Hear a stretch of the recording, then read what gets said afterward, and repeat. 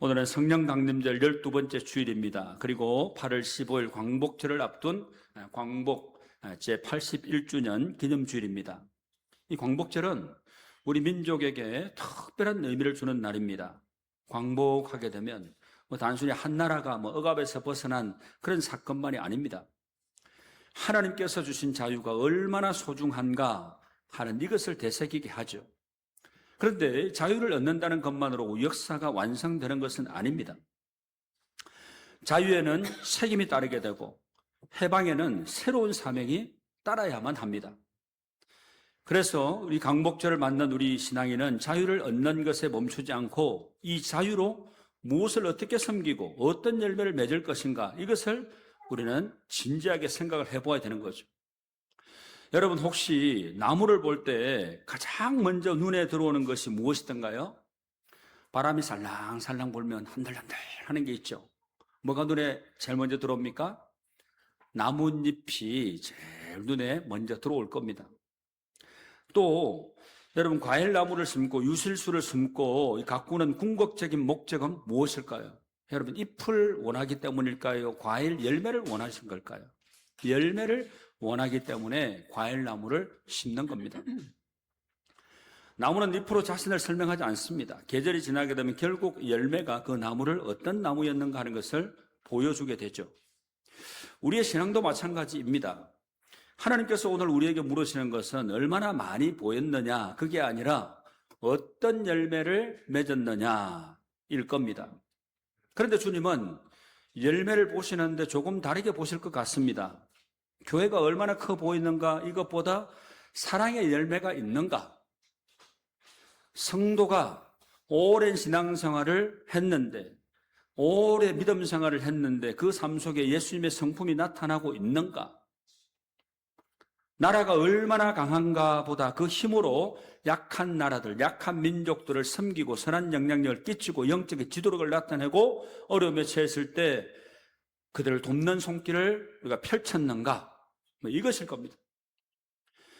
여러분, 그렇다면 오늘 예수님께서 우리에게 던지신 질문은 아주 간단하지 않겠습니까? 너의 신앙에는 어떤 열매가 있느냐? 세인트 아우구스티누스, 성 어거스틴은 자신의 고백에서 인간의 마음이 하나님 안에서 안식하기까지 쉼을 얻지 못한다, 이렇게 고백을 했습니다. 이 고백은 오늘 말씀을 좀 깊이 묵상을 하는데 바로 이 어거스틴의 고백이 참 오늘 본문을 묵상하는데 참 도움이 되는구나, 이런 생각을 하게 되었습니다.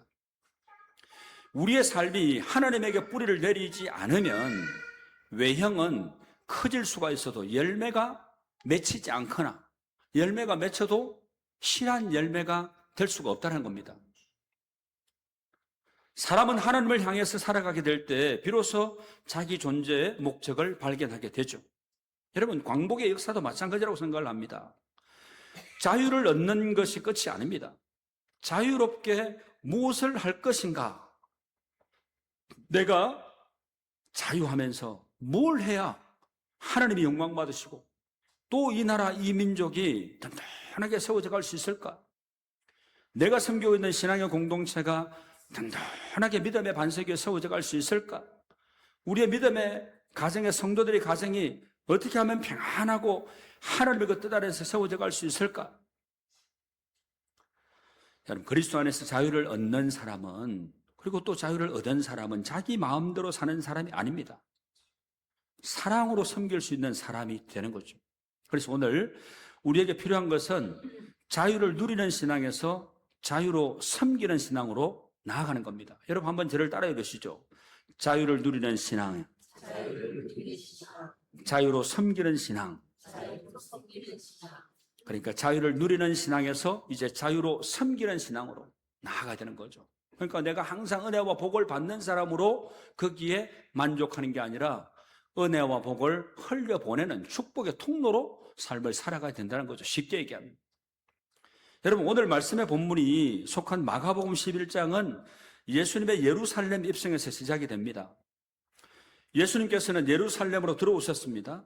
사람들은 예수님을 왕처럼 환영합니다. 그런데 오늘 본문 11절 말씀을 보게 되면 예수님께서는 성전에 들어가셔서 모든 것을 둘러보신 후 베다니로 나갔습니다. 그리고 다음날 예수님께서 베다니에서 나오시다가 한 무화과 나무를 보십니다. 그 나무에는 잎이 있었습니다. 눈에 제일 먼저 들어오는 게 아까 뭐라 그랬습니까? 바람에 살랑살랑 흔들리고 있는 잎이 제일 눈에 먼저 들어왔어요. 그런데 문제는 그 나무에 열매가 없었다는 겁니다. 이 마가복음을 기록한 이 마가는 굉장히 중요한 말을 덧붙입니다. 뭐라고 어떤 말을 덧붙이냐면 이는 무화과의 때가 아님이라. 여기서 우리는 잠시 생각해 봐야 됩니다. 예수님도 무화과 열매를 딸 수 있는 그 수확철이 아니라는 것을 분명히 아셨을 텐데, 무화과 철이 아니라는 것을 분명히 아셨을 텐데 왜 열매를 찾으셨을까? 여러분, 마가복음에서 이 무화과 나무 이야기는 이후에 성전 정화 사건과 연결이 됩니다. 여러분, 성전 정화 사건이 왜 일어났죠? 가보니까 성전이 엉망인 거예요. 거룩성이 다 떨어지고 성전 안에 들어가 보니까 뭐 비둘기 파는 사람, 뭐 상업적인 행위가 이루어지게 된 거죠. 여러분, 성전은 어떤 곳입니까? 하나님 앞에 제사를 드리는 곳, 예배 드리는 곳 아닙니까? 그런데 교회 안에서 물건을 주고 받고 팔고 사고 하는 이런 행위가 일어나고 있는 거예요. 그래서 성전 청결 사건, 여러분 고난 주간 가운데 여러분 또 그런 메시지를 우리가 묵상을 참 많이 했지 않습니까? 무화과 나무는 단순히 과일 농사가 아닙니다. 하나님께서 기대하시는 열매를 맺지 못하는 종교 신앙에 대한 경고의 메시지입니다. 그러면 여러분, 예수님께서 무화과 나무를 통해서 오늘 우리에게 주시는 메시지가 뭘까요? 여러분, 13절 말씀을 여러분 같이 한번 읽어보겠습니다. 시작. 멀리서 잎사귀 있는 한 무화과 나무를 보시고 혹 그 나무에 무엇이 있을까 하여 가셨더니 가서 보신즉 잎사귀 외에 아무것도 없더라. 이는 무화과의 때가 아님이라. 여러분, 예수님은 공생에 이 3년 동안 갈릴리 지역에서 활동을 하시다가 마지막 해에 십자가 죽음을 앞두고 예루살렘에 처음 올라가셨습니다. 예루살렘은 성전이 있는 도시고 하나님의 임재를 상징하는 도시입니다. 그런데 예수님은 예루살렘에서 단 하루도 주무시지 않았다고 마가는 은연중에 강조를 하고 있습니다. 대신 예루살렘에서 15km 정도 떨어진 베다니와 벳바게에서 주무시고 아침에 예루살렘 성전에 오르시고 저녁이 되면 또다시 내려오셨습니다. 하루 이틀 그러신 게 아니라 일주일 내내 그렇게 하셨다는 겁니다. 예수님께서 베다니에서 나와 예루살렘을 향하여 올라가는 도중에 배가 고프셨습니다. 길 옆에 잎사귀가 무성한 무화과 나무를 보고 열매를 구하려 했습니다. 그런데 그 무화과에는 그 어떤 열매도 달려있지 않았습니다. 무화과철이 아니었다고 성경이 전합니다. 하지만 예수님은 이 무화과 나무를 저주해서 뿌리까지 마르게 하셨다, 이렇게 기록을 합니다. 그런데 여기서 우리가 좀 의아하게 생각할 수 있는 것은 무화과 나무 철도 아닌데 왜 예수님께서 무화과 나무를 구했는가, 이겁니다. 또 나무에 열매가 없다고 화가 나서 나무를 저주하셔서 뿌리까지 마르게 했다는 것은 우리가 상식적으로 받아들이기가 좀 쉽지 않습니다. 그런데 이건 그 나라의 문화를 좀 이해하면 오늘 말씀을 쉽게 이해할 수 있습니다. 이스라엘의 무화과 나무는 4월에서 10월까지 5번 열매를 맺는다 그럽니다. 참 많은 열매가 맺히죠. 한 열매가 나서 떨어지고 나면 뒤에서 또 다른 열매를 맺습니다. 그런데 3월 하순에서 4월 중순 이 6월절 즈음에 맺는 첫 열매는 아주 작고 당도가 떨어져서 맛이 없어 먹지도 않습니다. 그 유대인들은 이 첫 번째 먹지 않고 버리는 무화과 열매를 뭐라 그러냐면, 여러분 따라해 보시죠. 바게라고 얘기합니다. 바게. 그러니까 그 다음에 또 이후에 또 5차례나 열매가 맺힌다 그랬잖아요. 이후에 2번째부터 5번째까지 열매를 먹게 되는데 이 열매를 가리켜서 한번 따라해 보시죠. 테나. 네, 테나라 그럽니다. 바게, 테나. 쉽게 얘기하면 이 바게는 먹을 수 없는 거, 따서 그냥 버리는 거. 진짜 먹을 수 있는 것은 테나라는 이 무화과예요. 그러니까 예수님이 일주일 머무셨던 벳바게와 베다니는 무화과 나무의 마을이라는 뜻입니다. 먼저 이 벳박에는 히브리 말로 이 벳. 여러분 베들레헴 할 때 뭡니까? 베들레헴 뜻이 뭐죠? 베들레헴, 베트엘레헴. 이 말은 떡집이라는 뜻이에요. 떡집. 그러니까 벳 하면 집이죠. 그러니까 바게 이 말은 이런 무화과, 그러니까 이 벳하고 바게라는 말이 두 말이 합쳐져서 벳바게, 그러니까 이런 무화과 나무의 마을이다 하는 그런 뜻입니다. 또 베다니 역시 벳이라는 말과 이 테나라는 말이 합쳐지게 되는데 이 말은 늦은 무화과 나무의 마을이 된 겁니다. 벳바게와 이 베다니는 무화과가 많았기 때문에 지역의 이름으로 붙여진 것이다. 그러니까 예수님이 예루살렘에 입성한 6월절은 3월 하순에서 4월 중순에 해당합니다. 이때는 먹을 수 있는 테나가 열리는 시기가 아니고 어떤 열매가 맺히는 시기라 그랬습니까? 바게. 먹을 수 없는, 따서 버리게 되는 그 열매가 맺히는 시기였다는 겁니다. 그러니까 첫 번째 열매, 먹을 수 없는 바게가 열린 시기였던 거죠. 그래서 마가는 무화과가 열리지 않는 시기라고 표현한 겁니다. 그러니까 이때 예수님이 기대한 열매는 테나가 아니라 바게였습니다. 바게. 그런데 무화과 나무는 잎만 무성하고 어떤 바게도 먹을 수 없는 그 바게, 조그마한 바게 열매조차도 맺지 않았다는 거예요. 문제는 먹지 않는 이 바게 무화과가 먼저 열려야 먹을 수 있는 테나 무화과가 열리지 않겠습니까? 바게 무화과가 없으니까 당연히 어떤 무화과도 없겠습니까? 그 뒤에 열리게 되는 테나 무화과도 열리지 않는 것은 당연합니다. 그런데 저주받은 무화과 나무에는 그 어떤 바게도 열려있지 않았습니다. 그래서 예수님께서 열매 없는 무화과 나무를 저주하셨다. 여러분 이제 이해가 좀 되십니까? 예수님이 배고픔에 의해서 분노했다거나 심리적인 불안정에서 우발적으로 저주하신 게 아니에요. 열매 맺을 철이 아닌데 이유 없이 저주한 것도 아닙니다.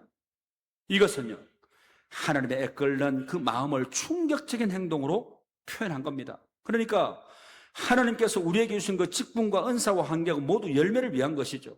이 광복의 은혜도 마찬가지입니다. 나라가 자유를 얻었다는 사실만 기념할 게 아니라 그 자유를 통해서 어떤 나라를 만들어 가야 될 것인가, 이것을 우리는 생각해 봐야 된다는 겁니다. 자유가 미움의 자유가 되어서는 안 되고, 자유가 욕심의 자유가 되어서도 안 되고, 자유가 약자를 무시하는 자유가 되어서도 결코 안 되는 거죠. 그리스도인의 자유는 사랑으로 섬길 자유입니다. 오늘 본문에서 특별히 생각해야 될 단어가 하나가 있습니다. 때. 하나님께서 의미를 부여하신 때, 결정적인 때를 나타낼 수 있는 거죠. 그래서 우리에게는 하나님의 은혜를 경험한 때가 있습니다. 기도가 응답된 때가 있습니다. 병상에서 일어난 때가 있습니다. 병원에 치료를 받다가 퇴원하셔서 예배자를 나오신 때가 있습니다. 가정의 위기를 만났을 때 그 위기가 다 지나가고 또 내가 회복이 된 때도 있습니다. 사업의 어려움을 견딘 때가 있습니다. 자녀를 하나님께 맡기고 기도했던 때가 있습니다. 하나님의 나라를 돌아보아도 하나님께 감사할 순간들이 있습니다. 그런데 은혜는 기억만 하라고 주신 게 아닙니다. 은혜는 열매를 맺으라고 주신 겁니다. 여러분 에베소서 2장 10절 말씀 같이 한번 읽어보실까요? 에베소서 2장 10절 말씀입니다. 에베소서 2장 10절 말씀 시작. 우리는 그가 만드신 바라 그리스도 예수 안에서 선한 일을 위하여 지으심을 받은 자니 이 일은 하나님이 전에 예비하사 우리로 그 가운데서 행하게 하려 하심이니라. 아멘. 여러분 우리가 그리스도 예수 안에서 선한 일을 위하여 지으심을 받은 존재다라고 말씀하고 있습니다. 그래서 신앙은 받는 것에서 끝나지 않습니다. 받았으면 흘려보내야 되는 겁니다. 받았으면 사랑해야 되고, 우리가 용서받았으면 어떻게 해야 됩니까? 용서해야 되고, 위로받았으면 위로해야 되고, 구원을 받았으면 뭐 해야 될까요? 복음을 전해야 되죠. 광복의 은혜를 받게 되었으면 평화를 만들어가야 돼요. 여러분 예수님은 제자들을 이제 깨우시게 되는데 겉모습에 속지 마라, 참된 믿음으로 살아라, 하나님을 신뢰하라. 그리고 이어지는 말씀에서는 믿음과 용기와 용서가 강조가 됩니다. 그리고 예수님의 말씀은 우리를 넘어뜨리기 위한 말씀이 아니라 돌이키게 하기 위한 말씀입니다. 이게 바로 복음 아니겠습니까? 주님은 우리가 열매가 없다는 사실을 깨닫게 하시고 끝내시는 분이 결코 아닙니다. 다시 열매를 맺도록 우리를 불러주시는 분이십니다. 요한복음 15장 5절 말씀 같이 한번 읽어보시죠. 요한복음 15장 5절 말씀입니다. 시작. 나는 포도나무요 너희는 가지라. 그가 내 안에 내가 그 안에 거하면 사람이 열매를 많이 맺나니 나를 떠나서는 너희가 아무것도 할 수 없음이라. 할렐루야. 아멘. 예수님은 자신을 포도나무로 우리를 가지로 말씀하십니다. 나를 떠나서는 너희가 아무것도 할 수 없다. 그러면 예수님이 무화과 나무 저주를 통해서 어떤 메시지를 이스라엘 백성들에게 전하를 했을까요? 이스라엘은 무화과 나무고 잎만 무성하고 열매 없는 무화과 나무는 예루살렘 성전이고 유대교라는 것을 말씀하고 계신 겁니다. 여러분, 그래서요, 예레미야서 24장 3절 말씀에 보면 이렇게 말씀을 합니다. 예레미야서 24장 3절 같이 읽어보시죠. 여호와께서 내게 이르시되 예레미야야 네가 무엇을 보느냐 하시매 내가 대답하되 무화과이온데 그 좋은 무화과는 극히 좋고 그 나쁜 것은 아주 나빠서 먹을 수 없게 나쁘니이다 하니. 아멘. 좋은 무화과, 나쁜 무화과, 이 비유를 통해서 이스라엘의 영적인 상태에 대해서 경각심을 일깨워주고 있습니다. 그러니까 당시 이스라엘 사람들은 누구나 무화과 나무가 자기 민족을 상징하는 것을 알고 있었습니다. 그래서 열매 없는 무화과 나무를 통해서 이스라엘의 영적인 상태를 덜추어내고 있는 거죠. 종교 행위는 화려하지만 속이 문드러진 그 종교인들과 하나님의 선민이라고 자처하는 유대인들 향한 그런 저주였습니다. 여러분, 오늘 본문의 교훈이 뭡니까? 그것은 곧 겉만 화려한 종교인이 되지 말고 합당한 열매를 맺기 위해서 깨어있으라 하는 영적인 교훈을 주님께서 우리에게 주십니다. 경건의 모양만 있는 사람이 아니라 믿음의 열매가 삶으로 나타나는 성도가 되라 하는 그런 말씀인 겁니다. 하나님은 나무가 철을 따라 열매를 맺는 것처럼 우리 인생도 철을 따라 열매 맺기를 기대하십니다. 여러분, 오병이의 기적 아시죠? 한 소년이 예수님께 작은 보리떡 5개와 물고기 2마리를 내어놓았습니다. 사람이 보기에는 너무 작은 것이었습니다. 그런데 예수님의 손에 들려지게 되었을 때 그것은 수많은 사람을 먹이는 통로가 되었습니다. 소년에게 중요한 것은 크기, 많고 적은 것, 그 양, 그게 아니었습니다. 주님께 드렸다는 겁니다. 오늘 우리의 사랑도 작아 보일 수 있습니다. 작은 친절 하나, 따뜻한 말 한마디, 용서 한번, 어려운 이웃을 위한 작은 섬김, 나라를 위한 한 번의 기도. 그러나 주님의 손에 들여지게 되면 그것은 열매가 되는 겁니다. 광복의 역사를 기억하는 오늘, 우리도 거대한 일을 해야 한다는 그 부담보다 내가 오늘 맺을 수 있는 작은 열매 하나를 여러분 생각하실 수 있게 되기를 바랍니다. 그 작은 열매들이 모여 하나님의 나라를 아름답게 만들어 갑니다. 말씀을 뵙겠습니다. 사랑하는 성도 여러분, 오늘은 강복절 기념주일입니다. 하나님은 이 민족에게 자유라는 잎사귀를 풍성하게 주셨습니다. 그런데 이제 주님은 우리에게 묻습니다. 그 자유의 나무에 사랑의 열매, 정의의 열매, 복음의 열매가 맺혀 있느냐? 잎사귀만 무성한 채 주님의 시장함을 외면하는 신앙에서 우리는 벗어나야 되겠다 하는 그런 결단을 하게 됩니다.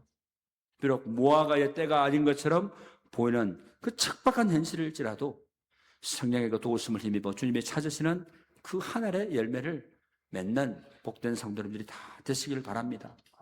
거칠을 다 벗어던지고 신실한 삶의 열매로 하나님께 영광 돌리는 저와 여러분이 될 수 있기를 주님의 이름으로 축원합니다.